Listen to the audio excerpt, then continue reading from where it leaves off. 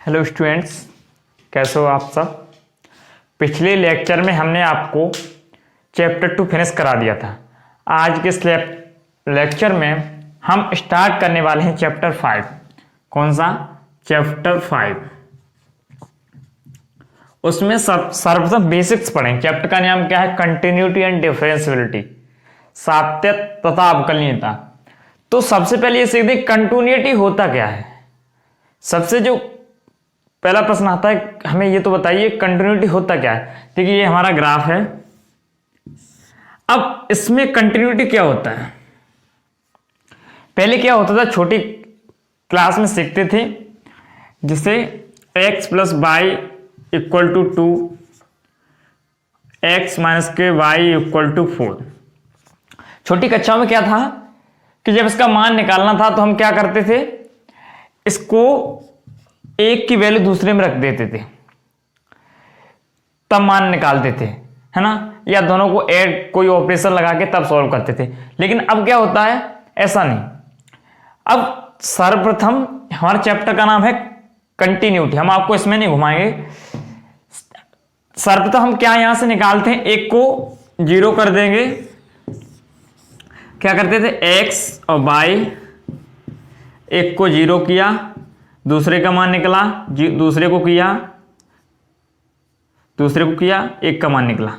ऐसा करते हैं। फिर इसमें देखते हैं कहां लाई कर रहा है। एक्स 0,2 यहां करेगा, ये 1 है या 2 है, और ये 0, 1, 2 ऐसे करेगा। तो इसका ऐसे खींचते हैं ग्राफ। अब देखना है, वो क्या देखना है कि कंटिन्यूटी किसे कहते हैं। जैसे ये लाइन मैंने ग्राफ पे खींची, ये लाइन हमने ग्राफ पर खींची, जहां हमारा पेन उठे, यानी यहां से खींचना स्टार्ट किया और यहां तक खींची। यहां मेरी कहीं पेन ड्रॉप हुई, पेन उठाई हमने कहीं, जहां मेरी पेन ड्रॉप न हो, यानी क्या हो, जब हम कोई भी ग्राफ खींचे तो हमें जब उसे खींचने के लिए हमारी लाइन ड्रॉप न करनी पड़े, यानी लाइन उठानी न पड़े, डायरेक्टली खींचते जाएं, तो उसे कहते हैं कंटिन्यूअस। क्या कहते हैं? Continuous, continuity. ठीक है, समझ रहे हैं आप। जब हमारा ही पेन उठे न, जैसे समझिए ये हम बना रहे हैं ग्राफ, इसमें ये लाइन खींच रहे हैं, इसमें हमारी कहीं पेन उठी, जिस ग्राफ में हमारी पेन उठे न, एकदम जहां से रखे हो यहां खत्म कर दिया। कहीं पेन हमारी ड्रॉप हुई नहीं। यदि मेरी पेन कहीं ड्रॉप ना हो तो उसे कहते हैं कंटिन्यूटी। क्या कहते हैं? कंटिन्यूटी। अच्छा, अब अनकंटिन्यूअस क्या होता है? अनकंटिन्यूअस का मतलब होता है, जैसे इसे समझिए, जैसे ये एक लाइन खींच दी, अब एक पेन उठाई और एक यहां से खींच दी, ये कहते हैं अनकंटिन्यूअस। इससे कहते हैं सतत। जो पेन मेरी यहां उठे नहीं, यानी एक डायरेक्ट एक बार रखें और दूसरी जगह फिनिश कर दें जाके, उससे कहते हैं सतत।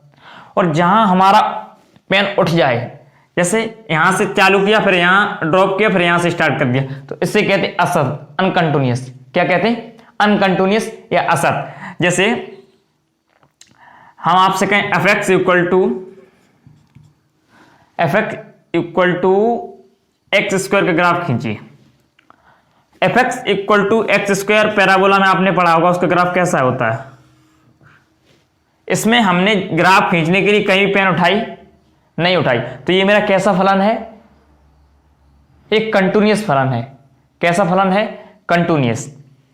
अब हम कहते हैं, जैसे समझिए एफ एक्स इक्वल टू, एक हम आपको फलन दे दें, एफ एक्स इक्वल टू, जब आपकी value x less than equal 0 होगी तो आपकी वैल्यू होगी 1, और जब x ग्रेटर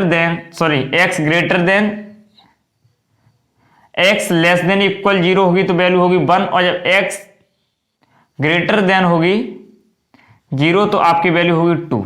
और अब हम आपसे कहेंगे इसका ग्राफ खींचिए, तो अब आप जब आपका ग्राफ इसका खींचेंगे, जब x हमारा 0 से छोटा है तो उसकी वैल्यू कितनी आएगी? 1 माइनस ये x coordinate, y dash x dash, 1 minus के 1, यानी 1 माइनस के 1, ये हमारा ओरिजिन 0,0। तो इसमें क्या कहा है जब x लेस देन 0, जब x की वैल्यू 0 से छोटी है तो हमारा मान जो है कितना 1, कितना आएगा यहाँ 1। कब आएगा? जब हमारी 0 से छोटी है। और जब x ग्रेटर देन 0, जब x की वैल्यू हमारी 0 से बड़ी है तो हमारी कितनी वैल्यू आएगी? 2। कितनी आएगी? 2। तो अब ये बताइए आप, जब इसका ग्राफ खींचेंगे, जब इसका ग्राफ खींचेंगे तो क्या ये ग्राफ सतत आएगा? एक तो हमारी लाइन खींचेगी ये खींचेगी ये, तो क्या हमारा ग्राफ सतत है? जो दोनों लाइन्स हमने खींची हैं वो एक साथ खींची हैं? नहीं। तो इसका मतलब ये हमारा कैसा हुआ? अनकंटिन्यूअस। कैसा हुआ? अनकंटिन्यूअस, असत हुआ फलन। कैसा हुआ? असतत।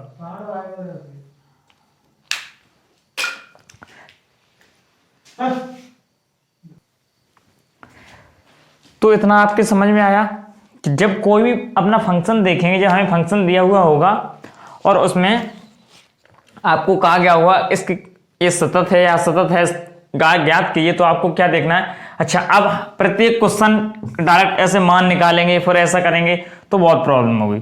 तो इसके लिए आपको क्या करना है? जैसे एक चीज और समझिए, इसमें एक चीज और आएगी, इन्हें सबको साफ करते हैं।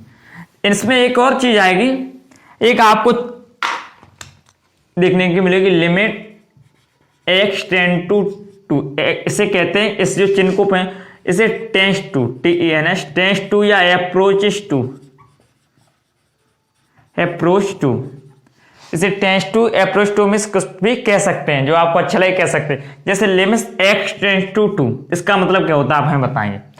लिमिट x टेंस टू या x अप्रोचेस टू 2 का मतलब ये नहीं होता कि x इक्वल टू 2। कितना? x equal to 2। इसका ये मतलब बिल्कुल भी नहीं होता कि x इक्वल टू 2 या x अप्रोच 2 का मतलब होता है x पर अप्रोच माने पहुंचना, यानी x पर पहुंचने की कोशिश, यानी कि x पर पहुंचने की मतलब ये 1.9999 कहीं दिया हुआ x अप्रोच 2 पर ज्ञात कीजिए फलन कंटिन्यूअस है या अनकंटिन्यूअस।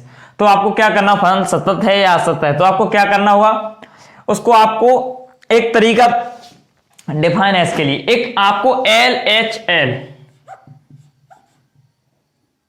Left hand limit equal to RHL right hand limit equal to function.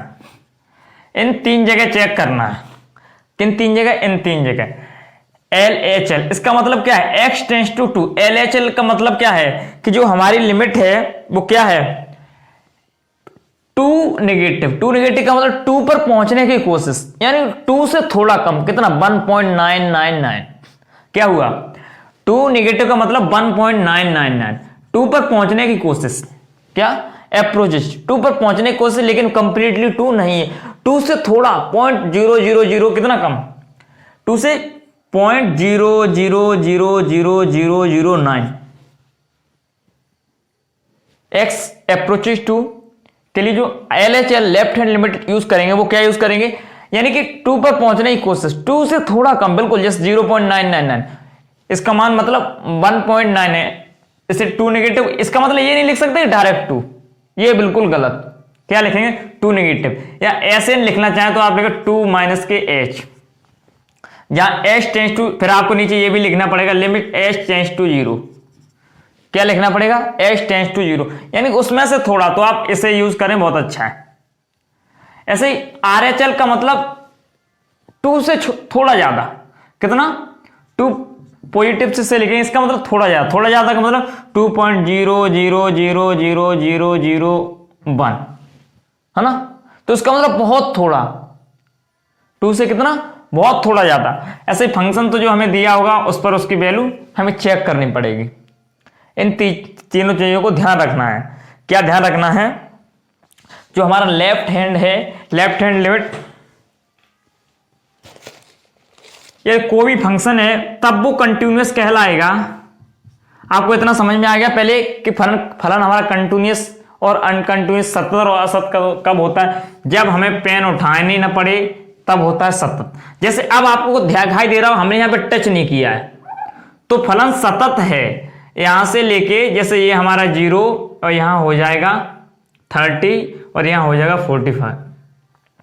तो हमारा जो फलन है वो इस जगह सतत नहीं है, कहीं क्या क्या होगा, कुछ जगह पर फलन सतत नहीं होगा। और ये हम आपको बताएं sin x और cos x का आपने ग्राफ देखा होगा, sin x और cos x का ग्राफ आपने देखा होगा, तो जो sin x है वो cos x है, ये दोनों हमारे सतत फलन है। कैसे फलन है सतत, वो कैसे देखिए, sin 0 का मान कितना होता है 0, sin 30 का 1/2, sin 45 का 1/√2 और sin 16 का √3/2, इतना आपने देखा है। तो sin का जब ग्राफ खींचेंगे तो कैसे बनेगा, sin 0 का कितना होता है 0, sin 1/2 मतलब इसे कुछ 0 से कुछ ज्यादा, sin ऐसे ही 1/√2 तो उससे कुछ आगे, sin √3/2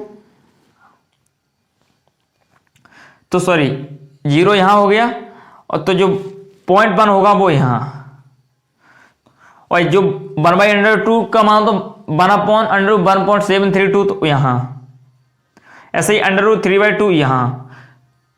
तो डायरेक्ट जो हमारा फलन है वो कैसा जा रहा है, ऐसा जा रहा है नहीं जा रहा है, यानी ऐसा बढ़ रहा है या नहीं बढ़ रहा है, ऐसे आप देख सकते हैं, ऐसा साइन का फलन ऐसा ही जाता है ना, ऐसा ही जाता है। ऐसे ही कॉस का कैसे जाता है, कॉस का भी ऐसा जाता है, आपने देखा होगा, ये 0 से होता है, ये 1 से होता है, बस यही डिफरेंस। तो ये साइन कॉस के जो हमारे साइन कॉस होते हैं वो हमारे कैसे होते हैं, दो सतत फलन होते हैं। कैसे होते हैं, सतत फलन। इतना आपके समझ में आया, आपको जो भी समझ में आ रहा है इसमें से वो नोट कर सकते हैं। अच्छा चलिए, आसानी से मतलब कोई भी फलन सतत तब कहलाएगा, कब, कंटिन्यूअस तब कहलाएगा जब LHL साफ से लिख देता हूं equal to RHL equal to fx, यानी फंक्शन की वैल्यू ऊपर लिखी। कोई भी फलन सतत तब कहलाता है जब LHL equal to RHL equal to function of value, जब ये तीनों बराबर हो तब कोई फलन सतत कहलाएगा। अब LHL के लिए आप क्या यूज कर सकते हैं, a negative equal to a positive equal to function के, ये क्या रहेगा फंक्शन ही। यदि आप ऐसे समझ पाए तो आप लिख लीजिए a माइनस के H equal to a plus के एच इक्वल टू fx, यानी हमारा कोई फलन सतत तब होगा जब ये पूरी शर्त को हमारी को फुलफिल करता हो। इसे आप आसानी से नोट कर लो, पूरे सबको नोट कर लीजिए अलग अलग। कोई फलन हमारा सतत कब होता है, जब ये सब उसमें शर्त पूरी हो रही हो। आई होप आपको ये समझ में आया होगा।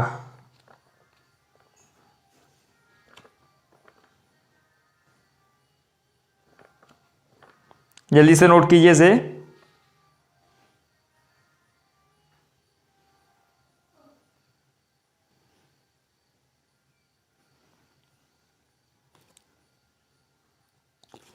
आई होप आपको ये आसानी से समझ में आया होगा।